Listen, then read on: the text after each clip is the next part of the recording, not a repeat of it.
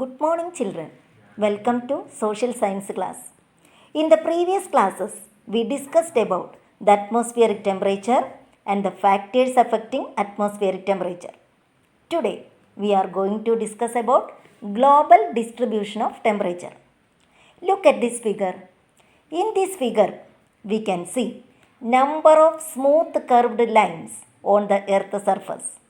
What are these lines called that we already studied in the previous part? Yes, these are isotherms. What are called isotherms? The imaginary lines drawing on the map connecting the places having equal atmospheric temperature are called isotherms. What are isotherms? Isotherms are imaginary lines drawing on the map connecting the places having equal atmospheric temperature. Look at this figure again. We can see in the southern hemisphere, these lines are almost parallel to the equator compared to the northern hemisphere. Why? Look at this world map. If we observe the world map, we can see that in the southern hemisphere, land regions are less compared to the northern hemisphere. Since the heating level of land and water is different at the same temperature, the isotherms should not be parallel lines in the northern hemisphere. Why? Because the land is heated fastly and cooled fastly. Water is heated slowly and cooled slowly. Since the land regions are more in the northern hemisphere, the land and water is heated in a different manner at the same temperature. The isotherms should not be parallel lines in the northern hemisphere. But in the southern hemisphere, the land regions are very less. So the temperature level more or less the same all over southern hemisphere. So the isotherms are parallel to equator. The bending of isotherm is due to the differential heating of land and water. In the weather maps for summer and winter season, the isotherms behave differently. This change in isotherms because of the change in heating level of land and water in the different period. During summer season, high temperature prevails over the land compared to the sea, and during winter season, the condition reversed. Here the main point that we studied is the heating level of water and land is not in the same way. The water is heated slowly and cooled slowly. The land is heated fastly and cooled fastly. So, in the summer and the winter season, at the same temperature, the land and water is heated and cooled is in a different way. Okay? The fluctuations in the atmospheric temperature leads to atmospheric phenomena. Name the atmospheric phenomena that we studied in the lower classes. Yes, atmospheric phenomena are variations in pressure, wind, clouds and precipitations. Water content in the atmosphere significantly influences the atmospheric phenomena. What is the role of temperature in bringing water content to the atmosphere? Yes, temperature increases, evaporation increases. Water content also increases. Atmosphere temperature increases, evaporation increases. If evaporation increases, water content also increases.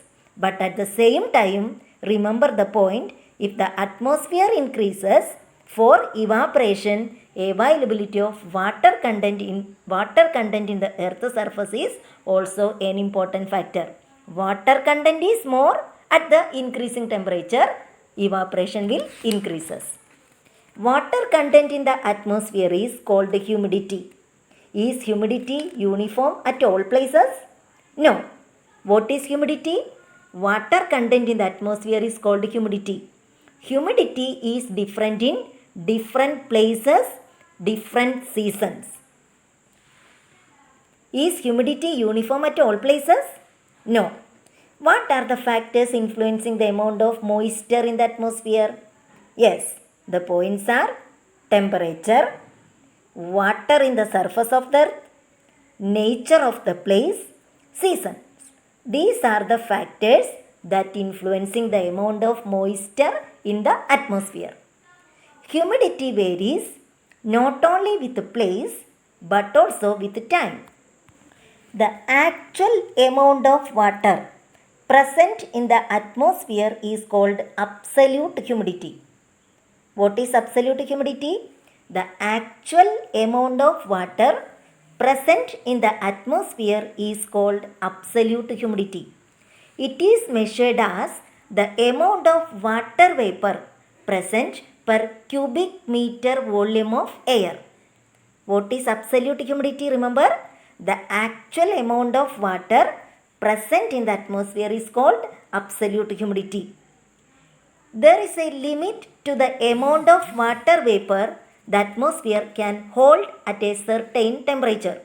That is, atmosphere have a limit to hold water vapor. The stage at which the atmosphere is fully saturated with the water vapor is called saturation level.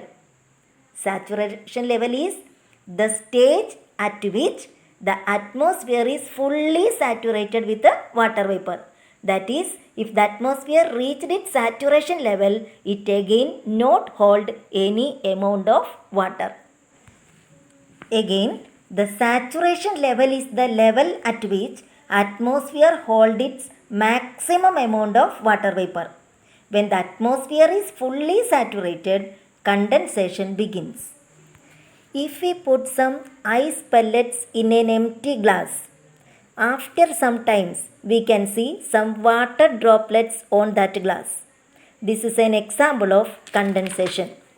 The critical temperature at which condensation begins is called dew point. Next point of our study, what is dew point? The critical temperature at which condensation begins is called dew point.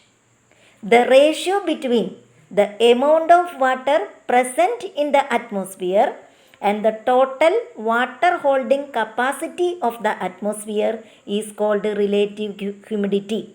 This is the next point for study. What is relative humidity? The ratio between the amount of water present in the atmosphere and the total water holding capacity of the atmosphere is called relative humidity. Okay? It is usually expressed in percentage. For example, if the absolute humidity is half of the total water holding capacity at a particular temperature, then the relative humidity will be 50%. Once again I repeat the example. If the absolute humidity is half of the total water holding capacity at a particular temperature, then the relative humidity will be 50%. Let us see how it is calculated.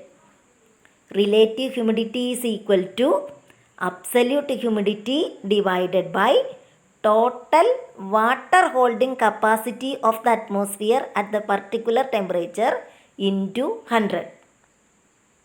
Once again the equation, relative humidity is equal to absolute humidity divided by total water holding capacity of the atmosphere at the particular temperature into 100. In the previous example, absolute humidity is 50. Total water holding capacity is 100. Then relative humidity is equal to 50 by 100 into 100. That is equal to 50%. Why it is written as percentage? Absolute humidity always expressed in terms of percentage. The relative humidity is measured by using the instrument called wet and dry bulb thermometer. Today we discussed about the following that you should write in your notebook. These are: what is isotherms, the shape of the isotherms in northern and southern hemisphere, Reasons for the bending of the isotherms: humidity, absolute humidity, saturation level, dew point, relative humidity. Once more, what all point you should write in your notebook? What are called isotherms? Then the shape of isotherms in northern and southern hemisphere. Reasons for the bending of isotherms. What is humidity? What is absolute humidity? What is saturation level? What is dew point? What is relative humidity? Don't forget to write in your notebook. Thank you.